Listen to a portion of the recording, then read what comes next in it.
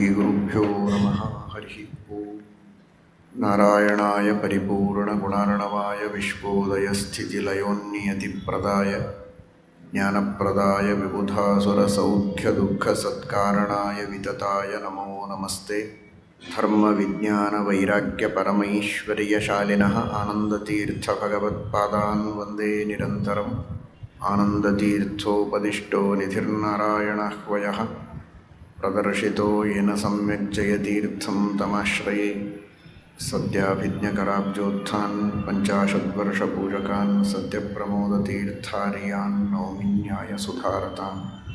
ಶ್ರೀರಾಮಚಂದ್ರನ ದಿವ್ಯವಾದ ಸ್ವರೂಪವನ್ನು ತಿಳಿಸಿ ಶ್ರೀರಾಮಚಂದ್ರನ ಪ್ರೀತಿಗೆ ಸಾಧನವಾದ ಧರ್ಮ, ಶ್ರೀರಾಮಚಂದ್ರನನ್ನು ಪಡೆಯುವುದಕ್ಕೆ ಬೇಕಾದಂತಹ ಸಾಧನೆಗಳನ್ನು ತಿಳಿಸುವುದಕ್ಕೆ ಹೊರಟ ವಾಲ್ಮೀಕಿ ರಾಮಾಯಣ, ಶ್ರೀರಾಮಚಂದ್ರನ ದರ್ಶನಕ್ಕಾಗಿ ಹೊರಟ ಭರತನಿಗೆ ಭರದ್ವಾಜಾಶ್ರಮದಲ್ಲಿ ಎಂತಹ ಅದ್ಭುತವಾದ ಆತಿಥ್ಯವನ್ನು ಭರದ್ವಾಜರು ಮಾಡಿದ್ದಾರೆ ಅಂತ ವರ್ಣನೆಯನ್ನು ಮಾಡಿದೆ. ಕಳೆದ ವರ್ಷ ನೀವೆಲ್ಲ ಆನ್ಲೈನಲ್ಲಿ ಕೇಳಿದ್ದೀರಿ. ಅತ್ಯದ್ಭುತವಾದ ಆತಿಥ್ಯ. ವಿಶ್ವಾಮಿತ್ರರಿಗೆ ವಸಿಷ್ಠರು ಯಾವ ರೀತಿಯ ಆದರ ಆತಿಥ್ಯಗಳನ್ನು ಕೇವಲ ತಮ್ಮ ತಪಸ್ಸಿನಿಂದ ಮಾಡಿದ್ದಾರೆ, ಯಾವುದೇ ರೀತಿಯ ಬಾಹ್ಯ ಸಾಧನ ಸಲಕರಣೆಗಳಿರಲಿಲ್ಲ, ಸೇವಕರಿರಲಿಲ್ಲ, ದಾಸದಾಸಿಯರು ಯಾರಿಲ್ಲ, ಯಾವುದೇ ತರಹದ ರಾಜ್ಯದಲ್ಲಿ ಇರಬೇಕಾದಂತಹ ಸವಲತ್ತುಗಳಿಲ್ಲ. ಆದರೂ ಕೂಡ ಯಾವ ರಾಜರಿಗೂ ಸುಲಭವಾಗಿ ಸಾಧ್ಯವಾಗದೇ ಇರುವಂತಹ ಮಹಾವೈಭವದಿಂದ ವಿಶ್ವಾಮಿತ್ರರಿಗೆ ವಸಿಷ್ಠರು ಆದರ ಆತಿಥ್ಯವನ್ನು ಮಾಡುತ್ತಾರೆ. ಅದು ಕೇವಲ ತಮ್ಮ ಬ್ರಹ್ಮಜ್ಞಾನದ ಮಹಿಮೆಯಿಂದ, ತಪಸ್ಸಿನ ಮಹಿಮೆಯಿಂದ, ತಮ್ಮ ಉಪಾಸನೆಯ ಶಕ್ತಿಯಿಂದ ಅಂತಹ ಅದ್ಭುತವಾದ ಆತಿಥ್ಯವನ್ನು ಮಾಡುತ್ತಾರೆ. ನಂದಿನಿ ಕಾಮಧೇನು ಅಲ್ಲಿ ನಿಮಿತ್ತಳಾಗ್ತಾಳೆ. ಆ ಕಾಮಧೇನುವನ್ನು ಪಡೆದುಕೊಳ್ಳುವ, ಕಾಮಧೇನುವಿನ ಮೂಲಕ ಇಂತಹ ಎಲ್ಲ ವಸ್ತುಗಳನ್ನು ತಾವು ಉಪಯೋಗಿಸುವುದು ಮಾತ್ರ ಅಲ್ಲದೆ ಎಲ್ಲರಿಗೂ ನೀಡುವಂತಹ ಸಾಮರ್ಥ್ಯವನ್ನು ವಸಿಷ್ಠರು ತಮ್ಮ ಜಪದಿಂದ, ತಮ್ಮ ಅನುಷ್ಠಾನದಿಂದ, ಯಜ್ಞಯಾಗಗಳಿಂದ ಪಡೆದುಕೊಂಡದ್ದು. ಭರದ್ವಾಜರು ಕೇವಲ ತಮ್ಮ ತಪಸ್ಸಿನಿಂದ ಭರತನಿಗೆ ಚತುರಂಗಿಣಿ ಸೇನಾ ಸಮೇತನಾಗಿ ಬಂದಂತಹ ಭರತ ಬೇಕಾದಷ್ಟು ಪದಾತಿಗಳು, ಕಾಲಾಳುಗಳಿದ್ದಾರೆ, ಆನೆಗಳಿವೆ, ಒಂಟೆಗಳಿವೆ, ಕುದುರೆಗಳಿವೆ, ಬೇಕಾದಷ್ಟು ಮಂತ್ರಿಗಳಿದ್ದಾರೆ, ಋಷಿಗಳಿದ್ದಾರೆ, ಮುನಿಗಳಿದ್ದಾರೆ. ಎಲ್ಲರಿಗೂ ಕೂಡ ಭರದ್ವಾಜರು ಕೇವಲ ತಮ್ಮ ಇಚ್ಛಾ ಮಾತ್ರದಿಂದ ಎಲ್ಲವನ್ನೂ ಸೃಷ್ಟಿ ಮಾಡಿದ್ದಾರೆ. ಗಂಧರ್ವರು, ಅಪ್ಸರಸ್ತ್ರೀಯರು, ದೇವತೆಗಳೆಲ್ಲ ಭರದ್ವಾಜರ ಪ್ರಾರ್ಥನೆಗೆ ಓಗೊಟ್ಟು ಅವರ ತಪಸ್ಸಿಗೆ ಪ್ರಸನ್ನರಾಗಿ ದೇವತೆಗಳೇ ಅಲ್ಲಿ ಇಳಿದು ಬಂದು ಇವರಿಗೆ ಬೇಕಾದ ಎಲ್ಲ ವ್ಯವಸ್ಥೆಗಳನ್ನು ಮಾಡಿದ್ದಾರೆ. ಅಂತಹ ಅದ್ಧೂರಿಯ ಆತಿಥ್ಯವನ್ನು, ಸ್ವಾಗತವನ್ನು ಭರದ್ವಾಜರು ಭರತನಿಗೆ ಮಾಡಿದ್ದಾರೆ. ಕಾರಣ ಒಂದೇ, ಶ್ರೀರಾಮಚಂದ್ರನ ದರ್ಶನಕ್ಕಾಗಿ ಹೊರಟಿದ್ದಾನೆ ಭರತ. ಇದು ರಾಮಾಯಣದ ಸಂದೇಶ. ರಾಮನ ದರ್ಶನಕ್ಕಾಗಿ ಹೊರಟಂತಹ ವ್ಯಕ್ತಿ, ರಾಮನ ದರ್ಶನಕ್ಕಾಗಿ ಪ್ರಯತ್ನ ಮಾಡುವ ವ್ಯಕ್ತಿ, ಅವನಿಗೇನೇ ಇಂತಹ ಅದ್ಭುತವಾದ ವೈಭವ ಇದ್ದರೆ ರಾಮನ ದರ್ಶನವನ್ನು ಪಡೆದವರ ಸಾಮರ್ಥ್ಯ, ವೈಭವ ಏನಿರುತ್ತೆ ಅಂತ ಊಹೆ ಮಾಡಿ ಅಂತ ಶ್ರೀಮದಾಚಾರ್ಯರು ತಿಳಿಸುವಂತೆ, ಯತತೋಪಿ ಹರೇ ಪದ ಸಂಸ್ಮರಣೆ ಸಕಲಂ ಹ್ಯಘಂ ಆಶುಲಯಂ ವ್ರಜತಿ.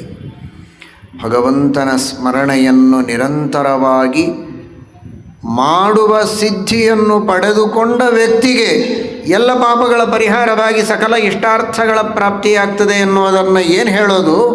ಯತತೋಪಿ ಭಗವಂತನ ಸ್ಮರಣೆಯನ್ನು ಮಾಡುವ ಪ್ರಯತ್ನ ಮಾಡಿದರೂ ಕೂಡ ಅವನ ಪಾಪಗಳೆಲ್ಲ ಪರಿಹಾರವಾಗುತ್ತೆ, ಪಾಪಗಳಿಂದಾಗಿ ಬರುವ ವಿಘ್ನಗಳೆಲ್ಲ ದೂರವಾಗುತ್ತೆ. ಯಾವ ಇಷ್ಟಾರ್ಥಗಳ ಪ್ರಾಪ್ತಿಗೆ ಪಾಪಗಳು ವಿಘ್ನವಾಗಿತ್ತೋ ಅವುಗಳು ದೂರವಾಗಿ ಸಕಲ ಇಷ್ಟಾರ್ಥಗಳ ಪ್ರಾಪ್ತಿಯಾಗತ್ತೆ ಕೇವಲ ಭಗವಂತನ ಸ್ಮರಣೆಯನ್ನು ಮಾಡುವುದಕ್ಕೆ ಪ್ರಯತ್ನ ಮಾಡಿದವನಿಗೆ ಅಂತ. ಆ ದೃಷ್ಟಿಯಲ್ಲಿ ಶ್ರೀರಾಮಚಂದ್ರನ ದರ್ಶನಕ್ಕಾಗಿ ಪ್ರಯತ್ನ ಮಾಡುವ ಭರತನಿಗೆ ಇಷ್ಟೆಲ್ಲ ಇಷ್ಟಾರ್ಥಗಳ ಪ್ರಾಪ್ತಿ, ಆ ಎಲ್ಲ ದೇವತೆಗಳ ಮೂಲಕ ಅಂತಹ ವೈಭವವನ್ನು ಅನುಭವಿಸುವಂತಹ ಒಂದು ಪ್ರಸಂಗವನ್ನು ಭರದ್ವಾಜರು ಅಲ್ಲಿ ತೋರಿಸುವ ಮೂಲಕ ಇಡೀ ಜಗತ್ತಿಗೆ ಸಂದೇಶವನ್ನು ಕೊಟ್ಟಿದ್ದಾರೆ. ದೇವರ ದರ್ಶನ, ಪ್ರತ್ಯಕ್ಷವಾದ ದೇವರ ದರ್ಶನ ಬಹಳ ದೂರ ಇದೆ.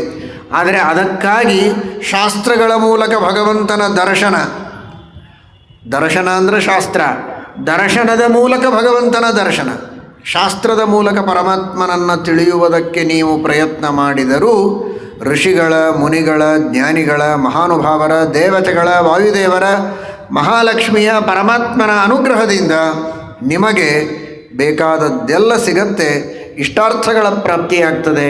ಚಿಂತೆ ಪಡಬೇಡಿ. ಆ ಭಗವಂತನ ಜ್ಞಾನಕ್ಕಾಗಿ ಪ್ರಯತ್ನವನ್ನು ಮಾಡಿ, ದೇವರ ಜ್ಞಾನಕ್ಕಾಗಿ ನಾವೆಲ್ಲವನ್ನು ಬಿಟ್ಟು ಪ್ರಯತ್ನ ಮಾಡಿದರೆ ಇವತ್ತಿನ ಸಾಕಷ್ಟು ವೈಭವಗಳೇನಿವೆ, ಲೌಕಿಕ ಮಾರ್ಗದಲ್ಲಿ ನಡೆದಾಗ ಸಿಗುವಂತಹ ಅನೇಕ ವೈಭವಗಳು, ಸುಖ ಸೌಭಾಗ್ಯಗಳು, ಅವುಗಳಿಂದ ವಂಚಿತರಾಗ್ತೇವೆ ಅಂತ ತಿಳಿಯಬೇಡಿ. ಲೌಕಿಕ ಮಾರ್ಗದಲ್ಲಿ ಸಿಗದಿರುವಂತಹ ಮಹಾವೈಭವ, ಮಹಾಸುಖ ಈ ಅಧ್ಯಾತ್ಮ ಮಾರ್ಗದಲ್ಲಿಯೂ ಉಂಟು.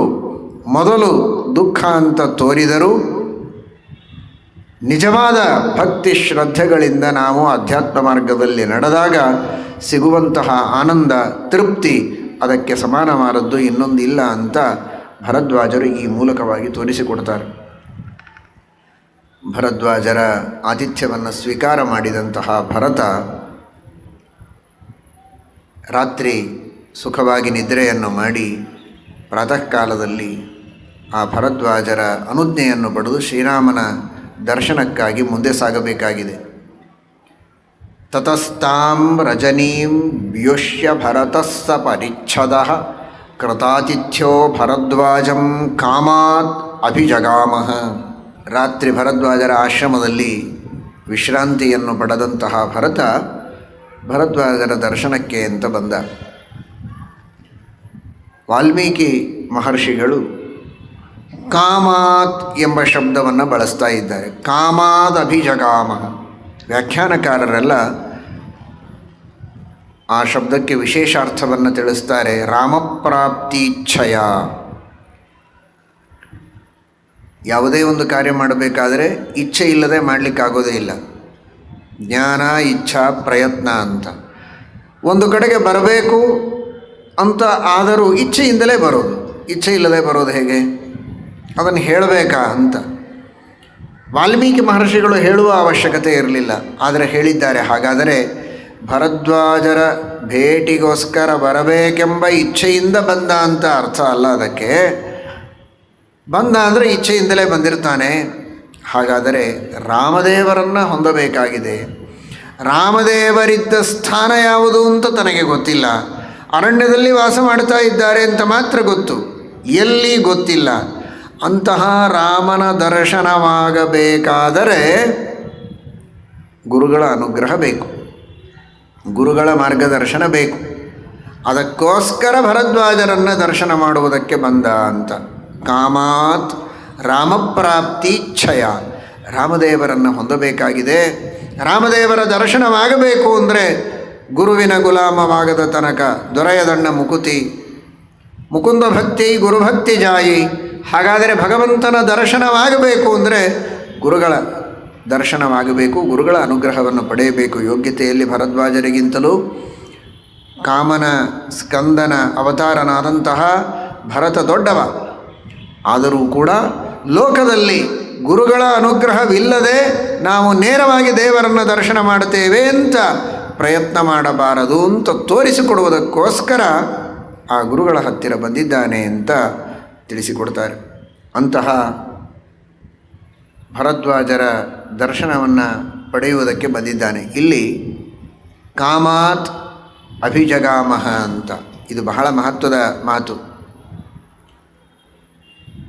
ಮಹಾಭಾರತದ ಯುದ್ಧ ಎಲ್ಲ ಮುಗಿದ ಮೇಲೆ ಧರ್ಮ, ಅರ್ಥ, ಕಾಮ, ಮೋಕ್ಷ ಇವುಗಳಲ್ಲಿ ಯಾವುದು ಶ್ರೇಷ್ಠವಾದ ಪುರುಷಾರ್ಥ ಅನ್ನುವ ಒಂದು ಚರ್ಚೆ ಬರುತ್ತೆ.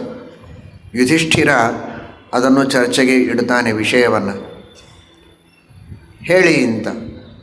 ವಿದುರ ಹೇಳ್ತಾನೆ ಧರ್ಮವೇ ಶ್ರೇಷ್ಠ ಅಂತ.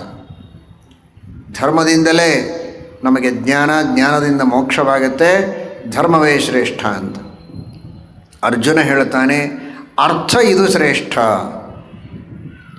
ಯಾಕೆ ಅಂದರೆ ಅರ್ಥದಿಂದ ಜ್ಞಾನ ನಮಗೆ ಸಿಗತ್ತೆ. ಅರ್ಥ ಅನ್ನುವ ಶಬ್ದಕ್ಕೆ ಎರಡು ಅರ್ಥ ಇದೆ, ದೈವ, ಮಾನುಷಾರ್ಥ ಅಂತ. ದೈವಾರ್ಥ ಅಂದರೆ ಜ್ಞಾನ, ಮಾನುಷಾರ್ಥ ಅಂದರೆ ಪ್ರಸಿದ್ಧವಾದ ಸಂಪತ್ತು, ಹಣ. ಅಂತಹ ದೈವ ಅರ್ಥ ಏನಿದೆ ಜ್ಞಾನ, ಆ ಜ್ಞಾನದಿಂದಲೇ ನಮಗೆ ಧರ್ಮ ಬರೋದು. ಜ್ಞಾನವಿಲ್ಲದೆ ಎಷ್ಟು ಕರ್ಮಗಳನ್ನು ಮಾಡಿದರೂ, ಅನುಸಂಧಾನ ಇಲ್ಲದೆ ಎಷ್ಟೇ ಕರ್ಮಗಳನ್ನು ಮಾಡಿದರೂ ಕರ್ಮದಿಂದ ಧರ್ಮ, ಪುಣ್ಯ ನಮಗೆ ಬರೋದಿಲ್ಲ. ವಿದುರ ಹೇಳಿದ ಧರ್ಮಶ್ರೇಷ್ಠ ಅಂತ. ಅಂತಹ ಧರ್ಮ ನಮಗೆ ಬರಬೇಕಾದರೆ ತಕ್ಕ ಮಟ್ಟಿಗೆ ಜ್ಞಾನ ಮೊದಲು ಇರಲೇಬೇಕು. ಶಾಸ್ತ್ರಗಳ ಶ್ರವಣದಿಂದ, ಗುರುಗಳ ಉಪದೇಶದಿಂದ ತಕ್ಕ ಮಟ್ಟಿಗೆ ಜ್ಞಾನವನ್ನು ಪಡೆದುಕೊಂಡು ಕರ್ಮಗಳನ್ನು ಮಾಡಿದರೆ ಧರ್ಮ ಬರುತ್ತೆ. ಧರ್ಮಕ್ಕೆ ಸಾಧನವಾದದ್ದು ಜ್ಞಾನ. ಅದಕ್ಕಾಗಿ ಜ್ಞಾನ ಶ್ರೇಷ್ಠ. ಬರೀ ಸಾಧನ ಅಲ್ಲ, ಸಾಧ್ಯಂ ಸಾಧನಮೇವಚ ಅಂತಾರೆ ಶ್ರೀಮದಾಚಾರ್ಯರು. ಅಂತಹ ಧರ್ಮವನ್ನು ಭಕ್ತಿಯಿಂದ ನಿಷ್ಕಾಮವಾಗಿ ಮಾಡಿದರೆ ಮುಂದೆ ಉತ್ತಮವಾದ ಭಗವಂತನ ಅಪರೋಕ್ಷ ಜ್ಞಾನವಾಗತ್ತೆ. ಹೀಗಾಗಿ ಧರ್ಮದ ಹಿಂದೆ ಜ್ಞಾನ ಸಾಧನವಾಗಿ, ಧರ್ಮದ ನಂತರದಲ್ಲಿಯೂ ಜ್ಞಾನ ಸಾಧ್ಯವಾಗಿ, ಹೀಗಾಗಿ ಆ ಜ್ಞಾನವೆಂಬ ಅರ್ಥ, ಜ್ಞಾನವೆಂಬ ಸಂಪತ್ತು, ಜ್ಞಾನ ಸಂಪತ್ತು ಅದು ಬಹಳ ಶ್ರೇಷ್ಠವಾದಂತಹ ಸಂಪತ್ತು ಎಂಬುದಾಗಿ ತಿಳಿಸಿಕೊಟ್ಟಿದ್ದಾರೆ. ಆ ಸಂಪತ್ತಿಗೆ ಅಭಿಮಾನಿನಿಯಾದವಳು, ಜ್ಞಾನ ಎಂಬ ಸಂಪತ್ತಿಗೆ ಅಭಿಮಾನಿನಿಯಾದವಳು ಶ್ರೀದೇವಿ. ಗೀತಾಭಾಷ್ಯ ಪ್ರಮೇಯ ದೀಪಿಕಾಗಳಲ್ಲಿ ತಿಳಿಸ್ತಾರೆ. ಸೂಕ್ಷ್ಮವಾದಂತಹ ಸತ್ವಗುಣಕ್ಕೆ ಅಭಿಮಾನಿನಿಯಾದ ಶ್ರೀದೇವಿ ಶುದ್ಧವಾದ ತತ್ವಜ್ಞಾನವನ್ನು ನಮಗೆ ನೀಡುತ್ತಾಳೆ. ಭೂದೇವಿ ಕ್ರಿಯಾಶಕ್ತಿಯನ್ನು ಕೊಡ್ತಾಳೆ. ಭಗವಂತನ ಸೇವೆ ಮಾಡುವಂತಹ ಒಂದು ಕಾರ್ಯವನ್ನು ಆ ಸೂಕ್ಷ್ಮ ರಜೋಗುಣಕ್ಕೆ ಅಭಿಮಾನಿನಿಯಾದ ಭೂದೇವಿ ಮಾಡಿಸ್ತಾಳೆ ಅಂತ. ಹಾಗಾಗಿ ಆ ಶುದ್ಧವಾದಂತಹ ಜ್ಞಾನ ಇದೊಂದು ಸಂಪತ್ತು. ಅದಕ್ಕೆ ಅಭಿಮಾನಿನಿಯಾದವಳು ಸಂಪದ್ದೇವತೆಯಾದಂತಹ ಶ್ರೀದೇವಿ. ಅದಕ್ಕಾಗಿಯೇ ಶ್ರೀಮನ್ಯಾಯ ಸುಧಾ ಗ್ರಂಥಕ್ಕೆ ಶ್ರೀಕರ ಅಂತ ಎರಡೂ ಅರ್ಥ. ಬಾಹ್ಯವಾದ ಸಂಪತ್ತನ್ನೂ ಕೊಡುತ್ತೆ, ಶ್ರೀಕರ ಅಂದರೆ ಶುದ್ಧವಾದ ಜ್ಞಾನವೆಂಬ ಸಂಪತ್ತನ್ನು ನಮಗೆ ಕೊಡುತ್ತದೆ ಎನ್ನುವುದಕ್ಕಾಗಿ ಶ್ರೀಕರ ಅಂತ, ಶ್ರೀಕರೋಯಂ ಗ್ರಂಥ ಅಂತ. ಹೀಗಾಗಿ ಅದು ಬಹಳ ಶ್ರೇಷ್ಠ. ಆನಂತರ ಧರ್ಮ ಅಂದ. ಕಾಮ ಇದು ನೀಚವಾದದ್ದು ಅಂತ ಅರ್ಜುನನ ಅಭಿಪ್ರಾಯ. ಆದರೆ ಭೀಮಸೇನ ದೇವರು ಹೇಳ್ತಾರೆ ಕಾಮವೇ ಶ್ರೇಷ್ಠವಾದದ್ದು ಅಂತ. ಪರಮ ವಿರಕ್ತ ಶಿಖಾಮಣಿಗಳಾದಂತಹ ಭೀಮಸೇನ ದೇವರು ಭಗವತಃ ಅನ್ಯತ್ರ ಸರ್ವವಸ್ತುಷು ಮನಸ್ಸಂಗರಹಿತಾನಾಂ ಅಂತ ರಾಘವೇಂದ್ರ ಸ್ವಾಮಿಗಳವರು ವಾಯುದೇವರ ಬಗ್ಗೆ ಹೇಳ್ತಾರೆ. ಅಂತಹ ಮಹಾವಿರಕ್ತರು, ಭಗವದೇಕ ಚಿತ್ತರಾದವರು ವಾಯುದೇವರು. ಅಂಥವರು ಕಾಮವನ್ನು ಪುರುಷಾರ್ಥ ಅಂತ ಹೇಗೆ ಹೇಳಿದರು ಅಂತ ಅದಕ್ಕೆ ಶ್ರೀಮದ್ ಆಚಾರ್ಯರು ವಿವರಣೆಯನ್ನು ಕೊಡ್ತಾರೆ. ತಾವೇ ಭೀಮಸೇನಾವತಾರದಲ್ಲಿ ಹೇಳಿದ ತಮ್ಮ ಮಾತಿನ ವ್ಯಾಖ್ಯಾನವನ್ನು ಶ್ರೀಮದ್ ಆಚಾರ್ಯರೇ ಮಾಡ್ತಾರೆ.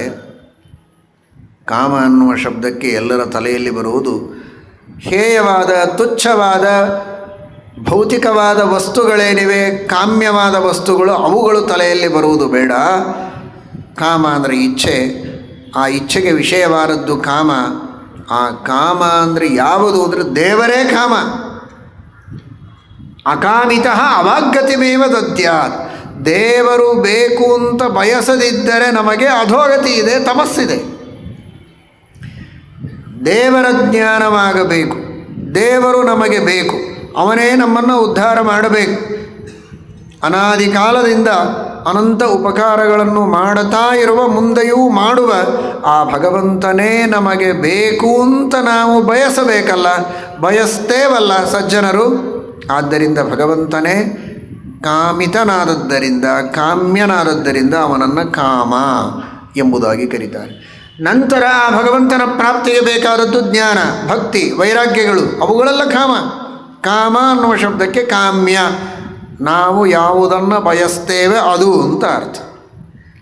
ಹಾಗಾದರೆ ದೇವರು ಕಾಮ, ಭಗವಂತನ ಜ್ಞಾನ ಭಕ್ತಿಗಳು, ಜಗತ್ತಿನ ವಿಷಯದಲ್ಲಿ ವೈರಾಗ್ಯ, ಇದು ಕಾಮ. ಆದರೆ ಎಷ್ಟು ವಿಚಿತ್ರವಾಗಿದೆ ನೋಡಿ. ನೋಡೋದಕ್ಕೆ ಕಾಮಪುರುಷಾರ್ಥ ಅಂತ ಭೀಮಸೇನ ದೇವರು ಹೇಳ್ತಾರೆ, ಆದರೆ ಅದರ ಗರ್ಭದೊಳಗಿದ್ದದ್ದು ವೈರಾಗ್ಯ, ಇದು ಪುರುಷಾರ್ಥ ಅಂತ. ಅದರ ವಿರುದ್ಧ ಕಾಮ ಅಂದರೆ ಸಜ್ಜನರು ಬಯಸುವ ವೈರಾಗ್ಯ, ಸಜ್ಜನರು ಬಯಸುವ ಜ್ಞಾನ, ಸಜ್ಜನರು ಬಯಸುವಂತಹ ಭಕ್ತಿ, ಸಾಕ್ಷಾತ್ ಭಗವಂತನ ಸ್ವರೂಪ, ಇದು ಕಾಮ, ಅದು ಶ್ರೇಷ್ಠ ಅಂತ ಭೀಮಸೇನ ದೇವರ ಅಭಿಪ್ರಾಯವಿದೆ ಅಂತ ಶ್ರೀಮದಾಚಾರ್ಯರು ತಿಳಿಸಿಕೊಡ್ತಾರೆ. ಮೋಕ್ಷ ಪುರುಷಾರ್ಥ ಅಂತ ಕೊನೆಗೆ ಧರ್ಮರಾಜ ಹೇಳ್ತಾನೆ. ಆದರೆ ಭೀಮಸೇನ ದೇವರು ಅದಕ್ಕೆ ಉತ್ತರ ಕೊಡೋದಿಲ್ಲ. ಯಾಕೆ ಅಂದರೆ ಮೋಕ್ಷವೂ ಕಾಮದೊಳಗೆ ಸೇರಿದೆ, ಮೋಕ್ಷವೂ ಬೇಕು ಅಂತ ಬಯಸಿದರೆ ಅದು ಕಾಮ್ಯವೇ ಆಯಿತು. ಆದ್ದರಿಂದ ಈ ಅರ್ಥದಲ್ಲಿ ಕಾಮವನ್ನು ಪುರುಷಾರ್ಥ ಅಂತ ಭೀಮಸೇನ ದೇವರು ಏನು ಸಾರಿ ಹೇಳಿದ್ದಾರೆ, ಅದನ್ನು ಈ ವಾಲ್ಮೀಕಿ ಮಹರ್ಷಿಗಳ ಪುಟ್ಟ ಮಾತಿನಲ್ಲಿ ಕಾಣಬಹುದು. ಇದ್ದಕ್ಕಿದ್ದಂತೆ ಕಾಮದಿಂದ ಬಂದ ಅಂತ. ಭರದ್ವಾಜರ ಹತ್ತಿರ ಕಾಮದಿಂದ ಏನು ಬರೋದು? ಹಾಗಾದರೆ ಭರದ್ವಾಜರ ಹತ್ತಿರ ಕಾಮದಿಂದ ಬಂದ ಅಂದರೆ ರಾಮಪ್ರಾಪ್ತಿ ಕಾಮದಿಂದ, ರಾಮದೇವರನ್ನು ಪಡೆಯಬೇಕೆಂಬ ಶ್ರೇಷ್ಠವಾದ ಇಚ್ಛೆ, ಪುರುಷಾರ್ಥ ಅಂತನಿಸಿಕೊಂಡ ಶ್ರೀರಾಮಚಂದ್ರ ಅವನ ಬಗ್ಗೆ ಇಚ್ಛೆ ಪಡುವುದು ಒಂದು ಅರ್ಥದಲ್ಲಿ ಪುರುಷಾರ್ಥ.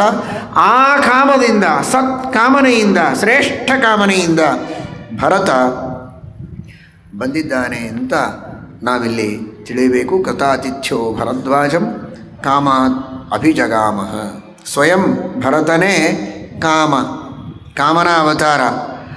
ತಾನು ಕಾಮನ ಅವತಾರನಾಗಿ ಆ ಭಗವಂತನ ಸುದರ್ಶನ ಚಕ್ರಕ್ಕೆ ಅಭಿಮಾನಿ ದೇವತೆಯಾಗಿದ್ದಂತಹ ಆ ಭರತ ಚಕ್ರವರ್ತಿ, ನಾನು ಚಕ್ರ, ಅವನು ಚಕ್ರಧಾರಿ, ಚಕ್ರಧಾರಿಯಾದ ರಾಮನಿಂದ ಚಕ್ರಾಭಿಮಾನಿಯಾದ ನಾನು ದೂರ ಇದ್ದರೆ ಹೇಗೆ ಅಂತ ಆ ಪರಮಾತ್ಮನ ಹತ್ತಿರ ಬಂದ.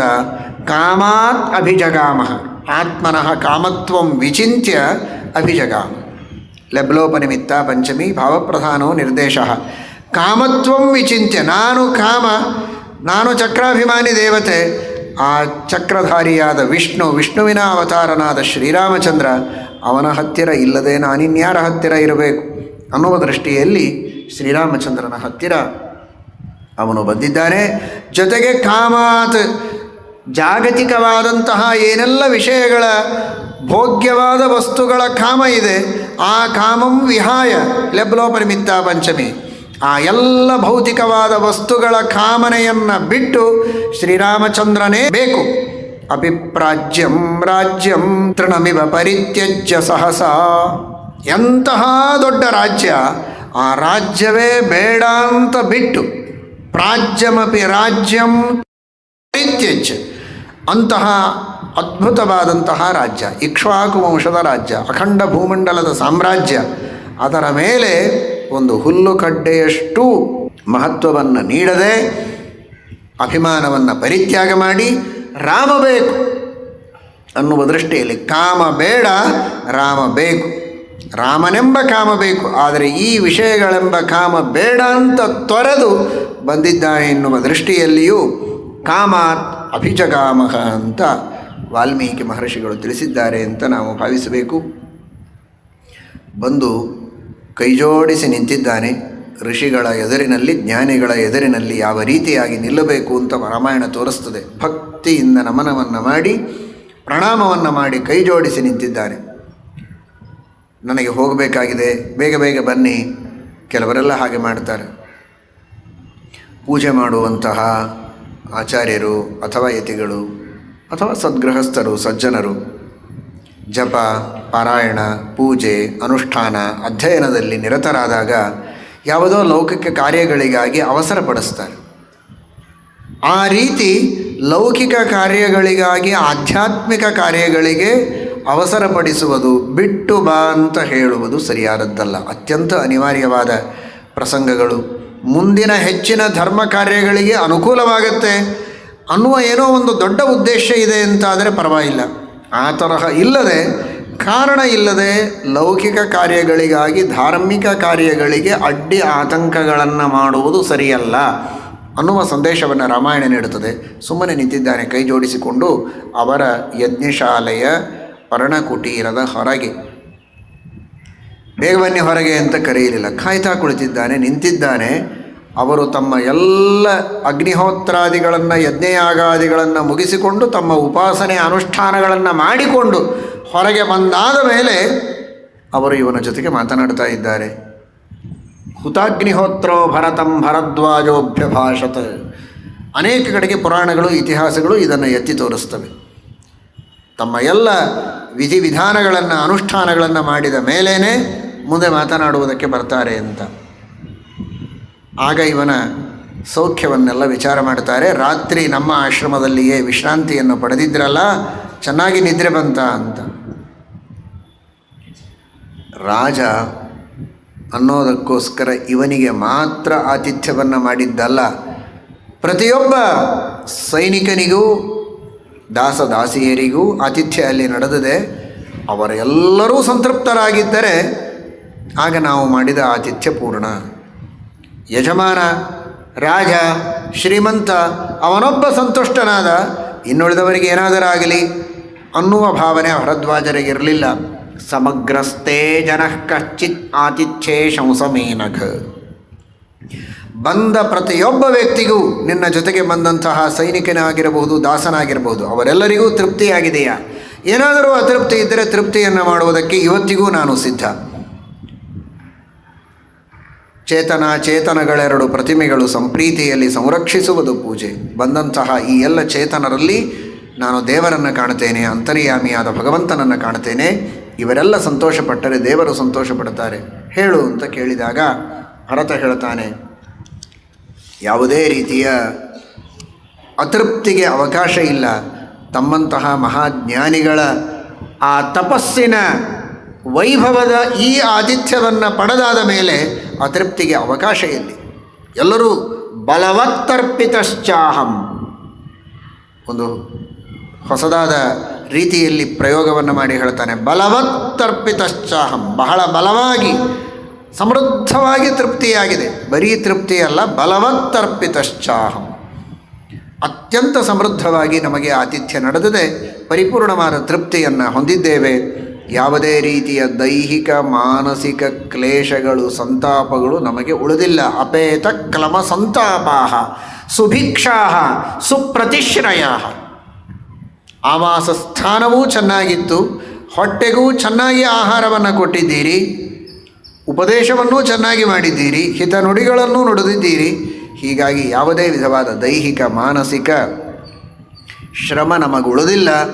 ಈಗ ನಾವು ಮುಂದೆ ಸಾಗುವುದಕ್ಕೆ ಅನುಜ್ಞೆಯನ್ನು ನೀಡಬೇಕು. ಅನುಜ್ಞೆಯನ್ನು ನೀಡುವುದರ ಜೊತೆಗೆ ಒಮ್ಮೆ ಕೃಪಾದೃಷ್ಟಿಯಿಂದ ನಮ್ಮನ್ನು ನೋಡಬೇಕು, ಸಾಕು. ಜ್ಞಾನಿಗಳ ಕೃಪಾದೃಷ್ಟಿ ನಮ್ಮ ಮೇಲಿದ್ದರೆ ನಮ್ಮ ಮುಂದಿನ ಎಲ್ಲ ಕಾರ್ಯಗಳು ಸುಗಮವಾಗಿ ಸಾಗ್ತವೆ.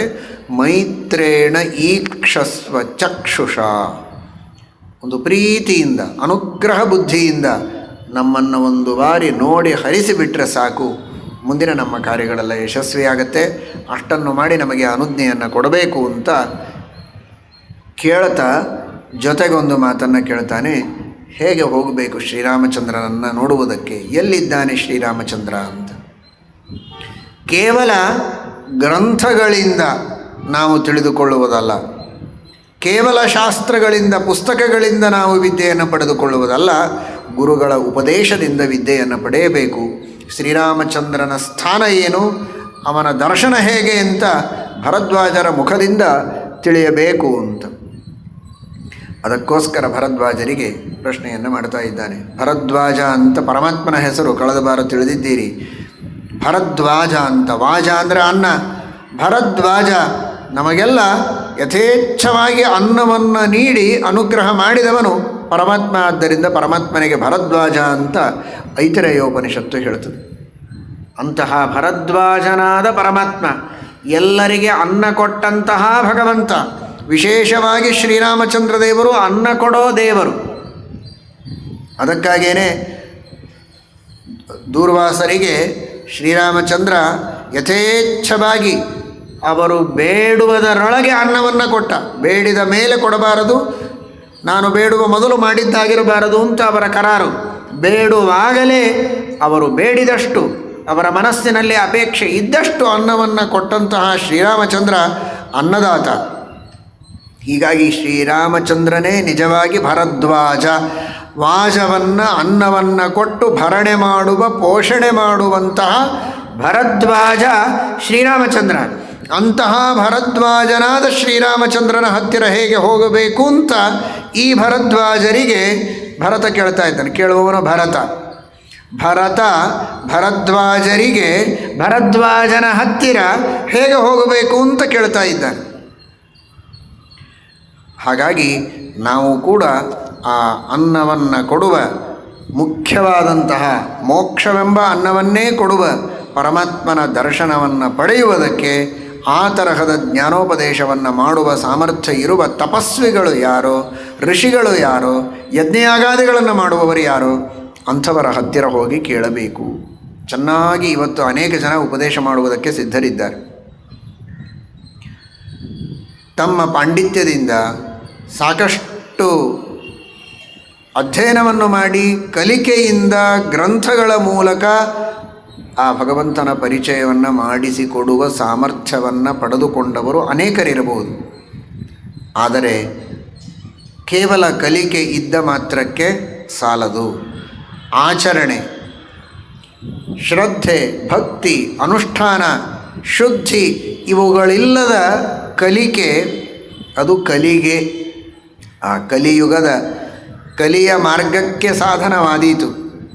ಆದರೆ ಶುದ್ಧವಾದ ಸದಾಚಾರ, ಜಪ, ತಪಸ್ಸು, ಅನುಷ್ಠಾನ, ಯಜ್ಞಯಾಗಾದಿಗಳು ಇವುಗಳೆಲ್ಲ ಇರುವಂತಹ ಸಜ್ಜನರಿಂದ ಉಪದೇಶ ಪಡೆದರೆ ಅದು ಕಲ್ಕಿಗೆ, ಭಗವಂತನ ದಾರಿಗೆ ಸಾಧನ. ಇಲ್ಲದೇ ಇದ್ದರೆ ಕಲಿಗೆ. ಈ ಕಲಿಕೆ ಕಲ್ಕಿಗೆ, ಆ ಕಲಿಕೆ ಆಚಾರವಿಲ್ಲದ ಕಲಿಕೆ ಅದು ಕಲಿಗೆ. ಹಾಗಾದರೆ ಹುತಾಗ್ನಿಹೋತ್ರಂ, ಅಗ್ನಿಹೋತ್ರಾದಿಗಳನ್ನು ಮಾಡಿದಂತಹ ಮಹಾ ತಪಸ್ಸಿನಿಂದ ಏನನ್ನೂ ಸೃಷ್ಟಿ ಮಾಡುವ ಸಾಮರ್ಥ್ಯವನ್ನು ಪಡೆದಿದ್ದಾರೆ ಅಂದರೆ ಎಂತಹ ತಪಸ್ವಿಗಳು. ಅಂತಹ ತಪಸ್ಸಿನ, ಜ್ಞಾನದ, ದಾನದ ಸಾಕಾರ ಮೂರ್ತಿಗಳಾದಂತಹ ಮಹಾನುಭಾವರು ಭರದ್ವಾಜರು. ಅವರಲ್ಲಿ ಶ್ರೀರಾಮಚಂದ್ರನ ದರ್ಶನದ ದಾರಿಯನ್ನು ಕೇಳ್ತಾನೆ. ಇದು ನಮಗೆಲ್ಲ ಸಂದೇಶ. ಅಂತಹ ಜ್ಞಾನಿಗಳಿಂದ ದರ್ಶನವನ್ನು ಪಡೆಯಬೇಕು ಅಂತ ಅವರು ಹೇಳಿದರು. ಇಲ್ಲಿಂದ ಅರ್ಧ ತೃತೀಯ ಯೋಜನ, ಅರ್ಧ ತೃತೀಯ ಅಂದರೆ 2.5, ಮೂರನೆಯದ್ದು ಅರ್ಧ, 1 ಪೂರ್ಣ, 2 ಪೂರ್ಣ, ಮೂರನೆಯದ್ದು ಅರ್ಧ ಅಂದರೆ ಏನು? 2.5. 2.5 ಯೋಜನಗಳಲ್ಲಿದೆ. ಬಹಳ ಹತ್ತಿರ ಬಂದು ಬಿಟ್ಟಿದ್ದೀಯ ನೀನು. ಇನ್ನು 2.5 ಯೋಜನಗಳನ್ನು ಸೇರಿದರೆ ನಿನಗೆ ಶ್ರೇಷ್ಠವಾದಂತಹ ಶ್ರೀರಾಮಚಂದ್ರನಿರುವ ಆ ಚಿತ್ರಕೂಟ ಪರ್ವತ, ಆ ಪರ್ವತದ ದರ್ಶನವಾಗುತ್ತೆ. ಅಲ್ಲಿ ನೀನು ನೋಡಿದರೆ ಶ್ರೀರಾಮಚಂದ್ರ ನಿನಗೆ ಸಿಗುತ್ತಾನೆ ಅಂತ ಹೇಳ್ತಾ ಇದ್ದಾರೆ. ಚಿತ್ರಕೂಟ ಗಿರಿಸ್ತತ್ರ ರಮ್ಯ ನಿರ್ಜರ ಕಾನನಃ. ಅದು ಎಂತಹ ವನ, ಯಾರೂ ಇಲ್ಲ. ಅಜನೇ ವನೆ ಭರತಾರ್ಧ ತೃತೀಯೇಷು ಯೋಜನೇಶ್ವಜನೇ ವನೆ. ಯಾರ್ಯಾರೂ ಇಲ್ಲದೆ ಇರುವ ವನದಲ್ಲಿ ನಿನಗೆ ಶ್ರೀರಾಮಚಂದ್ರ ಕಾಣ್ತಾನೆ ಅಂತ ಮುಂದೆ ಹೇಳ್ತಾರೆ. ಹೇಗಿತ್ತು ವನ ಅಂತ. ಆ ವನ ಹೇಗಿತ್ತು ಅಂತ ವರ್ಣನೆ ಮಾಡುವಾಗ ಚಿತ್ರಕೂಟದ ಬಗ್ಗೆ ತಾಪಸಾನಾಂ ನಿವಾಸೋಯಂ ವ್ಯಕ್ತಂ ಸ್ವರ್ಗ ಪಥೋನಘ ಅಂತ ಭರತನೇ ಆ ಚಿತ್ರಕೂಟ ನೋಡಿ ವರ್ಣನೆ ಮಾಡುವಾಗ ಹೇಳ್ತಾನೆ, ತಾಪಸಾನಾಂ ನೀವು ಎಷ್ಟು ಜನ ತಪಸ್ವಿಗಳು, ತಾಪಸರು ಈ ಚಿತ್ರಕೂಟದಲ್ಲಿ ವಾಸ ಮಾಡ್ತಾ ಇದ್ದಾರಪ್ಪ. ಅದ್ಭುತವಾದದ್ದು. ಅಂತಹ ತಪಸ್ವಿಗಳ ತಾಣ, ಜ್ಞಾನಿಗಳ ತವರೂರು ಅಂದರೆ ಈ ಚಿತ್ರಕೂಟ ಪರ್ವತ ಅಂತ ವರ್ಣನೆ ಇದೆ ಮುಂದೆ ಅಧ್ಯಾಯದಲ್ಲಿ. ಇಲ್ಲಿ ಪರಿಚಯ ಮಾಡಿಸಿಕೊಡ್ತಾರೆ ಭರದ್ವಾಜರು, ಅಜನೇ ವನೆ ಅಂತ. ಅಲ್ಲಿ ಯಾರಿಲ್ವೇ ಇಲ್ಲ ಅಂತ ನೋಡಿ. ಅಂದರೆ ಶ್ರೀಮದ್ ಆನಂದ ತೀರ್ಥ ಭಗವತ್ಪಾದಾಚಾರ್ಯರು ಅಲ್ಲಲ್ಲಿ ಉಪನಿಷತ್ತುಗಳಿಗಾಗಲಿ ಬೇರೆ ಬೇರೆ ಸ್ಮೃತಿಗಳಲ್ಲಿ ಬರುವ ಶಬ್ದಗಳಿಗೆ ಅರ್ಥವನ್ನು ತಿಳಿಸುವಾಗ ಯಾರೂ ಇರಲಿಲ್ಲ ಅನ್ನುವ ಶಬ್ದಕ್ಕೆ ಯಾರೂ ಇರಲಿಲ್ಲ, ಯಾವುದೂ ಇರಲಿಲ್ಲ ಅಂತ ಅರ್ಥ ಅಲ್ಲ. ಏನೊಂದು ಮನಸ್ಸಿನಲ್ಲಿ ಆ ಪ್ರಸಂಗದಲ್ಲಿ ವಿವಕ್ಷೆ ಇರುತ್ತೆ ಅದಕ್ಕೆ ತಕ್ಕ ಹಾಗೆ ಅರ್ಥ ಮಾಡಬೇಕು.